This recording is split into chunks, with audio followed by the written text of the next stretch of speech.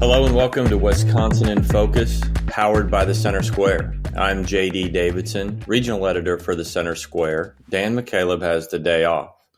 Joining me today is Ben Yount, Wisconsin correspondent for the Center Square. Ben, how are things? I just finally finished buying the last of the presents. Someone is getting a giant Sam's Club-sized box of Twinkies and Ding Dongs, but I can't say who because they may listen to the podcast, and I don't want to spoil Christmas. Well, one, you're lucky you're done. I'm not. And two, I would love those presents. Well, look, we try, to find sentimental gifts over the years and something that would mean and cherish. And what I realized is that, most of people just want functional things like dishes or snacks or, I don't really need like a fancy coat, but man, a winter coat would be nice during these cold months, Pops. So yeah, everybody gets functional Christmas gifts from here on out. Well, we've worked into a blended family with 8 children, so a total of 10. We are truly the Brady Bunch, and I never realized how challenging Christmas could be until you have 8 children.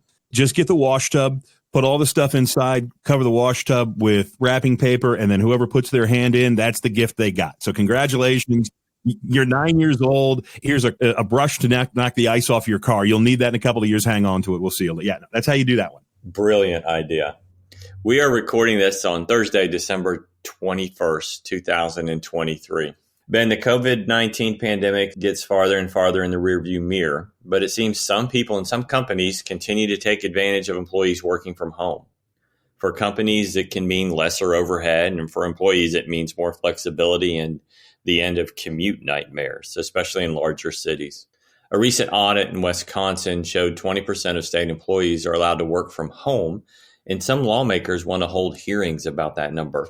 What's the issue? Well, the issue is that when you don't go to the office, they don't know if you're working. And this audit, which came from the Legislative Audit Bureau, which is a solid, as nonpartisan as you can get in Wisconsin. And it took a look and really questioned, okay, you've got an awful lot of people who are allowed to work from home or work remotely. Where are they working and what are they doing? Are they actually showing up to work? And this audit that we and a lot of people wrote about, it said that you're taking a look at 2 groups of employees, state employees and then University of Wisconsin employees, and it's just under 20%. It's like 19.6% of state employees can work from home, and some work from home up to 5 days a week. When you go to UW employees, well, there's 30%. Nearly a third of people who work for the University of Wisconsin do not have to come into the office every day. And now, remember, the University of Wisconsin is huge, 30-something thousand employees, and you have administrative employees, you have classroom employees, you have janitors and lunch ladies. So when you talk about the scope of the people who work for the University of Wisconsin, obviously you can't clean the classrooms or the dorm rooms from your house. You got to actually show up at the facility to do that. But some of these administrative employees, this is one of the ones of, again, we're here now 3 years past the outbreak, and a lot of these people haven't returned to work.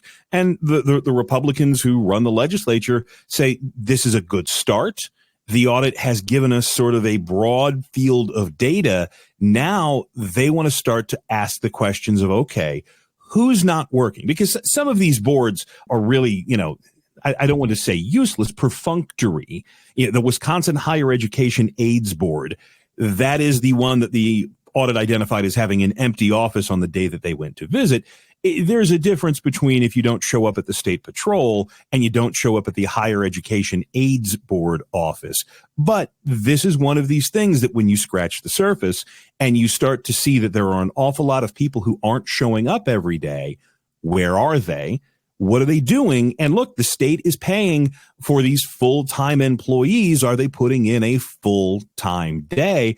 I mean, I've worked from home for years, and it's 2:30 and it's a Thursday, and it's close enough. And all right, we'll see you tomorrow morning. And That's not how it's supposed to work when you're talking about a government job and a government paycheck. Hey, on the flip side of that, though, does it provide an opportunity for government to save money, especially maybe not in the university system, but in state government, if they've identified all of these jobs that could be worked from home? I know in a lot of states, government is leasing out tons and tons of square footage of office space.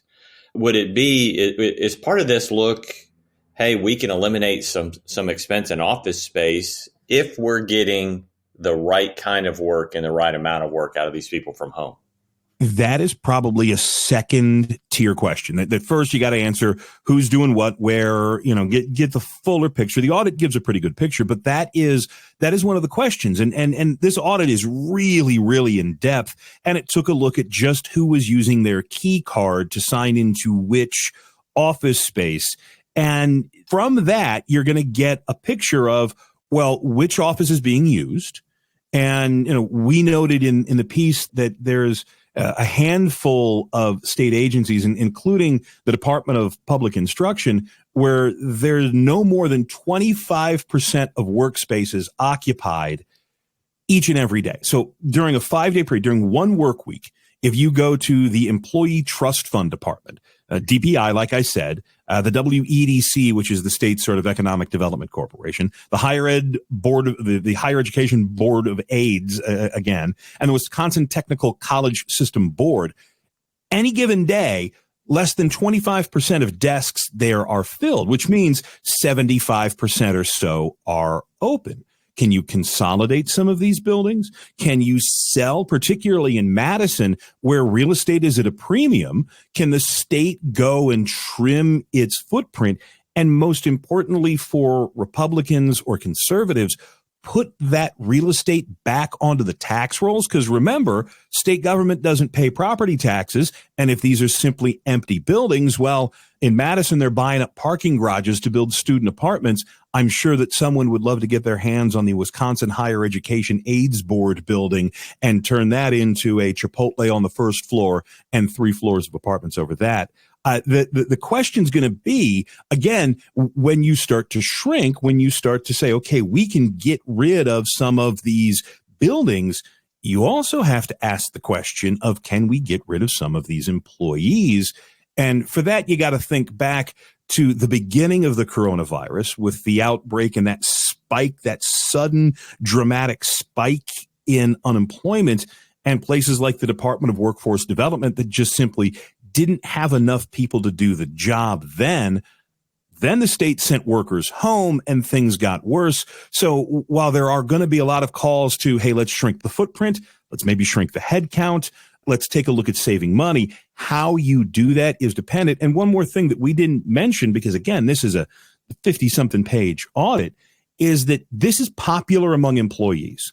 And this is one of the things that when you talk about what helps keep state workers at state jobs, employee retention, the ability to work from home, even if it's just 2 days a week, that's a big selling point, because people did get used to not having to make the drive, not having to put on pants, being able to answer their emails from their kitchen table while drinking their coffee and making sure their kids get off to school. It's a very popular thing that's becoming the norm in the private sector. So yeah, what happens after sort of the definition of the 4 corners of this strategy?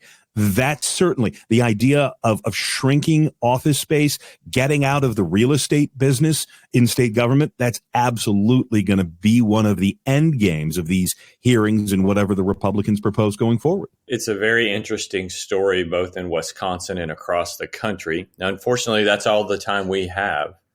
Listeners can keep up with this story and more at thecentersquare.com. For Ben Youn, I'm JD Davidson. Thanks for listening, and please subscribe. Knowledge is power, and you deserve to know what happens in your state government. That's why the nonprofit Franklin News Foundation is bringing you straight news journalism through the Center Square, reporting on state authorities and publishing stories that show where your money goes and who spends it. By supporting the Center Square, you can track politicians' use of taxpayer money and demand transparency from elected officials. This is how we can equip everyday Americans to hold their government accountable. Become a supporter of Franklin today at franklinnews.org/donate.